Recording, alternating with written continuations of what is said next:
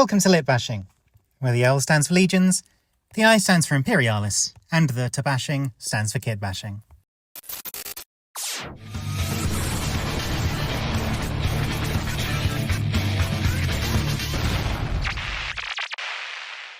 Today's Litbash shiz are a bit of a personal project, so I hope you'll indulge me a little. You see, I have these 3 knights. When the original knight kit was released a depressingly long time ago, I was fascinated by 2 particular aspects of them. First, the sheer size, though now there's plenty of other equally gargantuan plastic kits in mainstream 40k. At the time, they were huge, literally, so I immediately spent all of my overdraft on 3 of them to set up a new army. But even then, in my pre-lit-bashing and just regular kit-bashing days, the second aspect got me, the posability, or more accurately, lack thereof. You see, there's lots of fun little action figure-y-like areas of posing, but also the weird areas of no posing.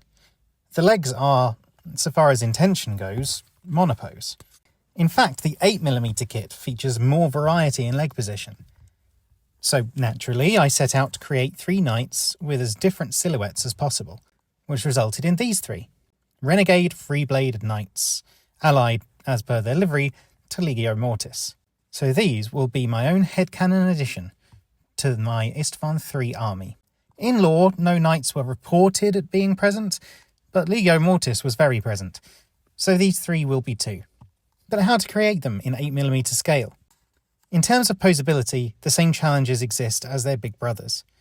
The legs are one piece, but they can be fixed in the same way, by cutting them into 2 pieces. Success. This is also a great strategy for posing lots of the bigger models, knights and titans. The advantage of the mechanical miniatures is they often have these obvious cutting points, allowing for tracing the lines and snapping them off for easy reposing without having to consider musculature and stress and any realism of the change. So that's the easiest challenge. A less easy challenge is that the original 3 knights were made from 3 separate kits, each with every weapon option. The 8mm multi-kit, if not using multiples, has only one of most of the weapons. This means we need to be more economical with the bits. But thankfully, since the original kit, additional options have been added. So Blastoise's shoulder cannons here actually no longer have to be made of sawn-off bits from this and other kits, but can be replaced with the more lore-accurate and useful and sensible and legal loadout of half a missile pod each. Similarly, these demon heads represented the previously unavailable melter option, which since has been added to the kit, so they can be included for better WYSIWYG, albeit less fun than demon heads. Speaking of demon bits, these arms were originally taken from the Mauler Fiend kit, and unfortunately there is no 8mm Mauler Fiend, so unfortunately that's the end of this experiment.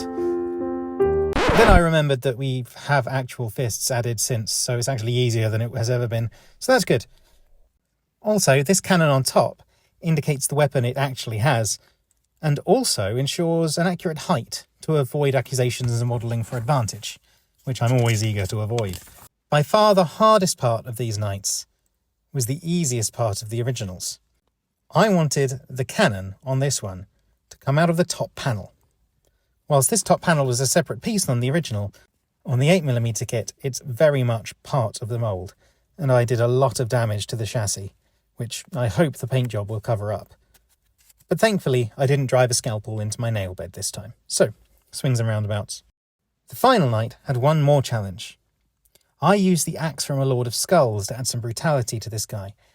Whilst there is an epic scale Lord of Skulls or Lord of War from old style epic, they're incredibly hard to come by and also a bit small compared to the new scale. So unfortunately that marks the failure of this lit bash, and that's the end of that. Oh no, but then I remembered that Khorne Berserkers exist, so that's all sorted. And with that, we have all 3 knights with a teeny tiny sibling. Not painted yet, so that'll have to wait for another video, but I'm looking forward to adding them to my budding Istvan III force. And that's the end of the experiment. They're not perfect, but, from table distance, I think they hold up pretty well.